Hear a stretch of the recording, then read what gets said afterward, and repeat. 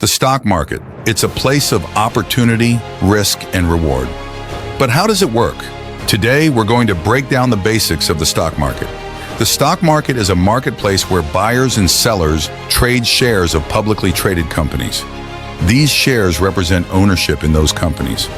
Stock prices fluctuate throughout the trading day based on supply and demand.